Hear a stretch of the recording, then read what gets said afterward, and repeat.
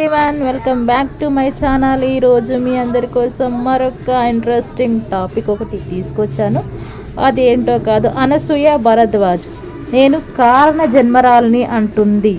Fans అసోసియేషన్పై Anasuya comments. వామో, అనసూయ కారణ జన్మరాలంట ఏంటి ఎట్లా అనేది గురించి ఇప్పుడు కంప్లీట్ డీటెయిల్స్ షేర్ చేసుకోబోతున్నా. ప్లీజ్ ఎండింగ్ వరకు చూడండి అబ్బా నా వీడియో ఏమేమి చెప్తుందో, ఎట్లాంటి వైరల్ కంటెంట్ ఇస్తుందో ఇప్పుడు తెలుసుకుందాం. స్వేచ్ఛ మనం ఇచ్చుకునేదాన్ని, స్వాతంత్రం బయట నుంచి వచ్చేదాన్ని నటి వ్యాఖ్యాత అనసూయ అభిప్రాయపడ్డారు. ఇన్స్టా వేదికపై ఆమె అభిమానులతో ముచ్చటించారు. పలు ప్రశ్నలకు ఆమె సమాధానం ఇచ్చారు. అభిమానంతో తన దగ్గరకు వచ్చేవారితో చక్కగా మాట్లాడతానని, కానీ ఇటీవల ఫ్యాన్స్ అసోసియేషన్ అంటూ వస్తున్న వ్యక్తులెవరో తనకు తెలియదన్నారు. ఆయన మాటలు కూడా తనకు నచ్చలేదని తెలిపారు. పురుషులను ఎందుకు విలన్స్గా చిత్రీకరిస్తున్నారు? కొంతమంది ఎంతో దయా హృదయంతో ఉంటారు కదా. ఫెమినిజం ఎక్కడ ఉంది? నేను ఫెమినిస్టునే కానీ పురుషుల వ్యతిరేకిని కాదు. చాలామంది మిమ్మల్ని ట్రోల్ చేస్తున్నారు కదా, మీకు బాధ లేదా అని ఒక వ్యక్తి అడిగితే, బాధ ఉంది. నేను అన్నది ఒకటి, అక్కడ చర్చ మరొకటి. అది తప్ప అన్నీ జరుగుతున్నాయి. నాకు ఎంతోమంది తోడుగా ఉన్నారు. నేను గౌరవంగా ఉన్న వారి కర్మకు వారిని వదిలేద్దామని మీరెందుకు వివాదాల తలదూరుస్తారంటే ఇంకొక అభిమాని అడిగితే, నేను ఎప్పుడు వివాదాల్లోకి వచ్చానండి, నా అభిప్రాయాన్ని చెప్పానంతే. దాన్ని ఇతరులు వివాదం చేశారు. ట్రోల్స్ కారణంగానే మీరు ఈ మధ్య చీరలు కడుతున్నారని నా ట్రెండ్ అంటున్నారు. ఇంకొక వ్యక్తి అడిగిన దానికి సమాధానం, నా తరపున వాళ్ళకు 2 మొట్టికాయలు వేయండి. నాకు చీరలంటే ఇష్టం, అలానే ఫ్యాషన్ డ్రెస్సులన్నా కూడా. నాకు ఎప్పుడు ఏది వేసుకోవాలనిపిస్తే అది వేసుకుంటా. ప్రతి ఒక్కరికి ఆ హక్కు ఉంది. శారీ స్టోర్ ప్రారంభోత్సవానికి చీర కట్టుకుని వెళ్తాను. గత 10 ఏళ్ళుగా ఇదే చేస్తున్నా. ఈ విషయం మీ ఫ్రెండ్స్కి కూడా చెప్పండి. శివాజీ చెప్పింది కరెక్టే మేడం, కానీ ఆ రెండు పదాలు వాడకుండా ఉండాల్సింది నా అభిప్రాయం. మీరేమంటారు అని ఇంకొకరు వ్యక్తి అడిగితే, శివాజీ గారు ఎంతో కష్టపడి మంచి పాత్రలు చేసి అందరూ ఆయన మాటలు వినే స్థాయికి వచ్చారు. సినిమా వరకే ఆ పాత్రల ప్రభావం ఉంటే బాగుంటుంది. సినిమాల్లోని పాత్రలను నిజ జీవితంలోకి తీసుకురావద్దు. మహిళల భద్రత గురించి మంచి ఉద్దేశంతో చెప్పినప్పుడు, అబ్బాయిలు మీరు కూడా అమ్మాయిలను వారికి నచ్చినట్టు ఉండనియండి, వీలుంటే తోడుగా ఉండమని హామీ ఇవ్వండి అని చెబితే బాగుండేదని నా అభిప్రాయం.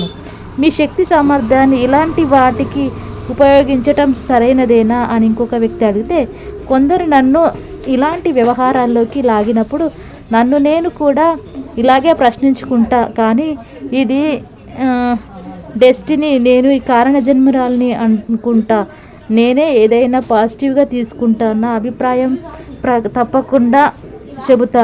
డీల్ చేయాల్సిన వాళ్ళే ఉంటే చేస్తా, లేకపోతే వాళ్ళే పోతారు. ఇంకో అభిమాని, మిమ్మల్ని బుల్లితెరపై మిస్ అవుతున్నాం, ప్రాజెక్టులో ఏమీ లేదా అని ఇంకొక వ్యక్తి అడిగితే, నేను కూడా టీవీని మిస్ అవుతున్నా, త్వరలోనే వస్తా అంటుంది.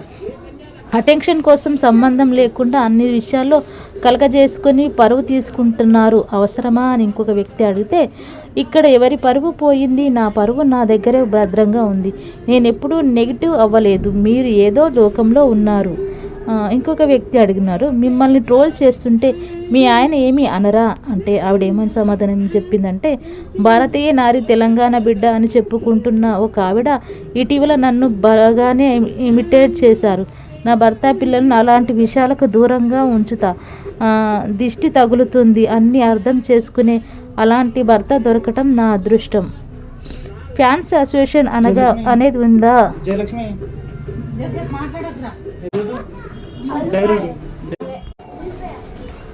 ఫ్యాన్స్ అసోసియేషన్ అనేది ఉందా అని ఒక వ్యక్తి అడిగితే, ఇది చాలా ముఖ్యం. నన్ను ఫాలో అయ్యే వాళ్ళందరికీ చెబుతున్నా, ఫ్యాన్స్ అనే పదం నన్ను ఇబ్బంది పెడుతుంది. మీరంతా నా కుటుంబమే. అనసూయ పేరుతో పేజీలు సంఘాలు ఉన్నా నన్ను కలిసినప్పుడు చక్కగా మాట్లాడుతా. వాళ్ళు నా ఫోటోలన్నీ కలిపి ఆల్బమ్ చేసినప్పుడు పంచుకుంటా. ఇప్పుడు వచ్చిన ఆయన అనసూయ ఫ్యాన్స్ అసోసియేషన్ అధ్యక్షుడినంటూ డిబేట్స్లో పాల్గొంటున్న వ్యక్తి ఎలా వచ్చారో నాకు తెలియదు. ఆయన మాటలకు కూడా సమ్మతించును. నా పేరు వాడుకొని వాళ్ళు బతుకుతున్నారు. ఈ చర్చల్లో ఉన్న వాళ్ళంతా పర్సనల్గా నన్ను కలవలేదు.